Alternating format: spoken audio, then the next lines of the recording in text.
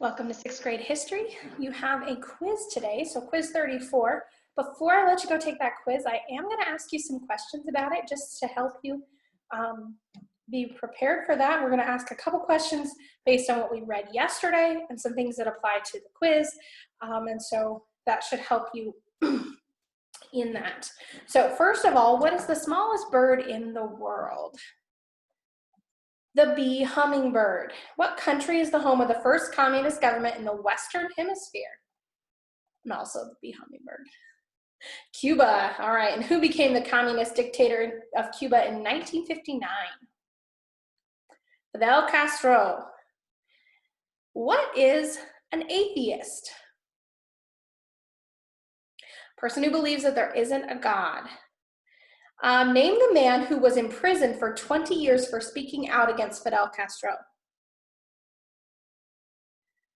Huber Matos. Okay.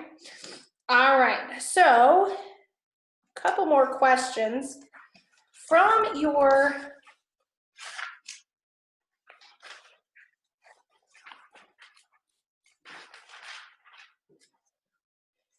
in the islands, the West Indies Islands. There's a group of islands that is just east of Florida. Sorry, get my directions right. Just east of Florida, it's just a group of islands that come down. What are those islands called? They are the Bahamas. Okay, the Bahamas. What island that Christopher Columbus landed on is in the Bahamas? San Salvador. San Salvador is there, okay? What is the island, the biggest island in the West Indies? Cuba. What two countries make up the island of Hispaniola? Haiti and Dominican Republic. So Haiti is on the west side and Dominican Republic's on the east side of it, okay? What is the island right next to it to the east? East is, okay, sorry, next to Hispaniola in the east. It's Puerto Rico, okay, Puerto Rico. What island of the Greater Islands is below Cuba? Jamaica. Okay, Jamaica.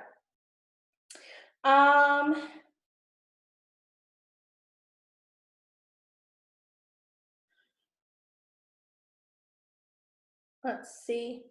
What is the capital of the Dominican Republic? Capital of the Dominican Republic? Santo Domingo. Santo Domingo. What is the capital of Cuba? Havana. Havana. What country's capital is San Juan? Puerto Rico. Puerto Rico is San Juan. What country's capital is Kingston? Jamaica. Jamaica is Kingston. What country's capital is Nassau? Nassau. That's the Bahamas, right? The Bahamas. And then what country's capital is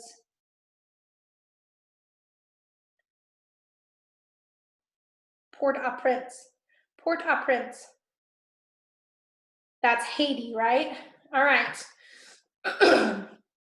And what are the small group of islands that is farther, it's next to Puerto Rico, but farther to the west? There's a group of islands.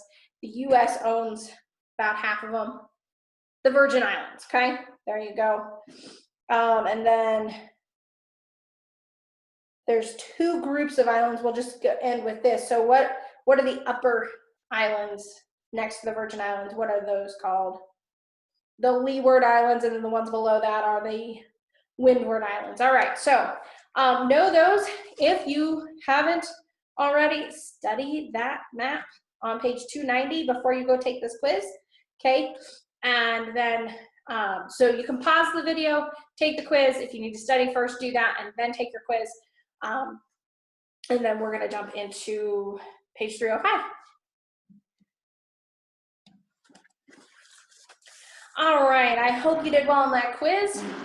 And we're going to be looking at communism as a whole, and just as we've seen some of the things that they stand for, some of the things that they did to Cuba and to other countries like it, we noticed that there's not fair treatment. They were calling for equality among people, but really the way that communism is set up is totally unfair. It's unequal. So you've got inequality and its consequences. And so when there were groups of people that were set above the others, and so the government officials, those that were trained to be government leaders, people that the bosses, the managers, people that the communist leader liked, they would be given all of these extra privileges. They were able to travel, they were able to have nice homes and clothes and all of these things. And so because of that, there was an increase in crime. There were the people that didn't have much and they couldn't get food, or they were low on food, they would just go and take it. And because there was a decline, or they pretty much abandoned Christianity or anything religious, it didn't bother them to go steal from someone who had something that they needed. And so there were all these problems, and they tried to stop some of that, but it was going to be, they were going to go through a lot of things before Fidel Castro realized that he needed to make some changes. And so there were people that tried to get off, and you see the people down there in the picture on the raft leaving the island of Cuba. They were desperate to get away, to find a better life. And so Castro tried to discourage people from doing that by calling them gusanos, which is worms. And so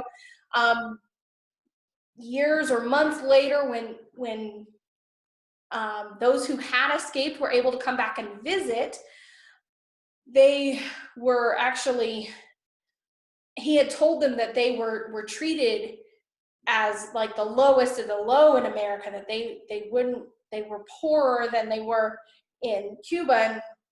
But the people soon realized that that was not the case, and they called them gusanos de sada, or silkworms, and that would be better than a worm. And so they were shown that really Castro had been lying to them. But obviously not everyone could escape. That was trying to escape. You could be shot and killed, or you could be captured and imprisoned.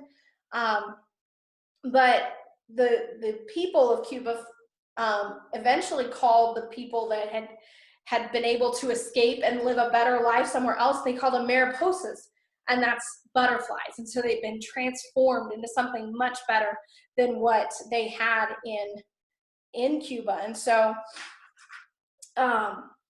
they realized by 1981 that they needed to bring some capitalism back into the state, or the island, the free enterprise, and to get people to work hard.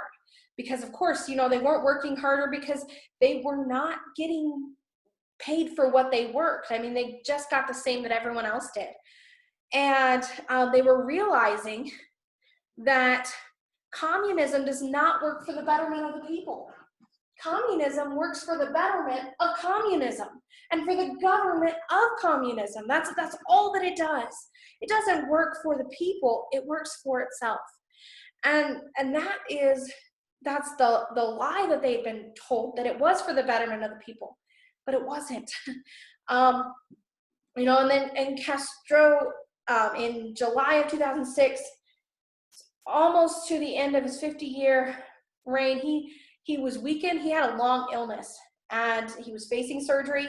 So he gave temporary control to his brother Raul.